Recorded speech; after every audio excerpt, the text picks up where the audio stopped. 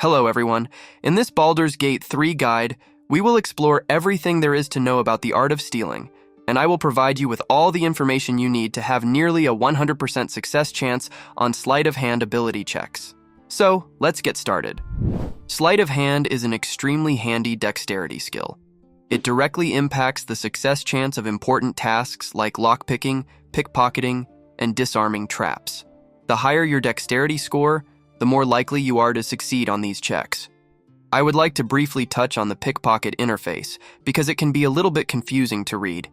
In most ability checks, it will show you the difficulty class as well as all the bonuses available to you before you attempt to roll. However, with the pickpocket interface, it will consider all the bonuses you have behind the scenes and simply show you how much you need to roll on a d20. For example, to successfully steal this merchant's gold, I need to roll 15 or higher. How did the game calculate that? Well, my level 6 Halfling Rogue has a plus 14 bonus to sleight of hand, plus 6 from proficiency, plus 5 dexterity modifier, and plus 3 bonus from items. If you subtract that amount from the DC for this theft, which is 29, you'll get 15, which is the amount you need to roll on a d20 to successfully steal the gold. Keep in mind that the game only considers your static bonuses and not your temporary ones when showing that target roll. An example of a static bonus is items that directly boost your sleight of hand skill, like Smuggler's Ring. Equipping this item will immediately improve the target roll. However, if you buff your thief with guidance or bardic inspiration, the target roll will not change at all. That means that temporary buffs like guidance will not be taken into consideration when showing the target roll, but will still be added behind the scenes in the final results. Now that you have a better understanding of how Pickpocket works, let's create our thief.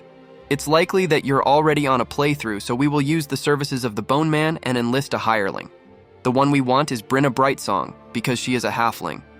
Lightfoot halflings make the best thieves by far because they're naturally stealthy, which gives them an advantage on stealth checks, as well as the extremely useful feature, Halfling Luck. This acts as a failsafe against critical failure on your ability checks. I believe she starts as a bard, so immediately retrain her and pick the rogue class instead.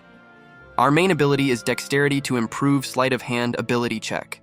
We will also invest in Charisma to improve our dialogue skills in case we got caught. Add the +1 bonus to Dexterity and the +2 bonus to Charisma. Set your Dexterity score to 16 and Charisma score to 17 to counter the Smuggler's Ring penalty. Perhaps invest the remaining points in Strength to improve your carrying capacity. In the skills window, invest both your proficiency and expertise points in sleight of hand and stealth. We will rely on the disguise self ability to activate certain items. If you don't own the Mask of the Shapeshifter, you can pick the Arcane Trickster subclass at level 3 and choose disguise self.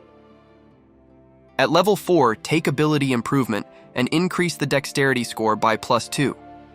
At level 5, you gain a +1 bonus to skills you're proficient in and +2 to skills you have invested expertise points in, like stealth and sleight of hand in our case. This bonus is added a second time when you reach level 9. At level 8, take ability improvement again to max out dexterity score to 20. At level 11, we get one of the best features in the game, Reliable Talent. This ensures that you won't roll lower than 10 for skills in which you are proficient. For the gear you should aim to collect on your journey, Gloves of Power is the first item that you can obtain that improves sleight of hand skill by +1. As soon as you enter the Emerald Grove, you can obtain the Shapeshifter's Boon Ring by defeating the Strange Ox.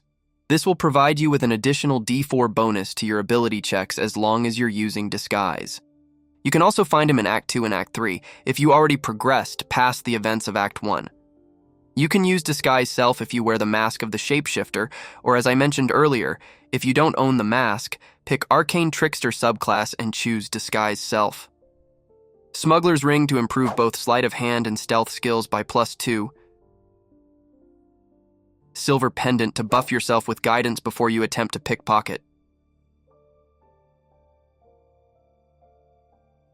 The Graceful Cloth is a crucial item for this process. It will boost your dexterity score by +2, as well as provide you with an advantage over dexterity checks like sleight of hand. Until you obtain this item, you can use your cleric to buff you with Cat's Grace. In Act 3, you can obtain the Nimblefinger Gloves, which adds +1 to sleight of hand checks, but more importantly, if you disguise yourself as a gnome, You'll also boost your dexterity score by +2. Now, let's start stealing. Make sure you are under disguise to activate the Shapeshifter Ring and the Nimblefinger Gloves and buff yourself with guidance. Press Sneak and enter turn-based mode to freeze the world around you and start stealing. If you have trouble sneaking around because too many NPCs are watching, you can use Minor Illusion or Cat Familiar to divert their attention. The best distraction by far is bards, because they can use their perform skill to distract the crowd for a longer duration. You can also buff your rogue with Greater Invisibility to maintain stealth after each theft. If you ever got caught, you can always talk your way out of trouble. However, if things ever escalate, you can simply move away and use sneak. Merchants will quickly give up their pursuit, and after that, you can go back and interact normally with them. Using this setup at level 11, you will have a minimum roll of 27 plus 2d4 with an advantage. Makes it nearly impossible for you to fail since the highest DC for Pickpocket is 30. This concludes this guide. Thank you so much for watching. I hope the information presented here was helpful. If you have any questions about this topic or BG3 in general, please let me know. I would love to hear your feedback and your ideas in the comments, and if you enjoyed this content, consider subscribing to see more in the future. Once again, thanks for watching, and have a great day.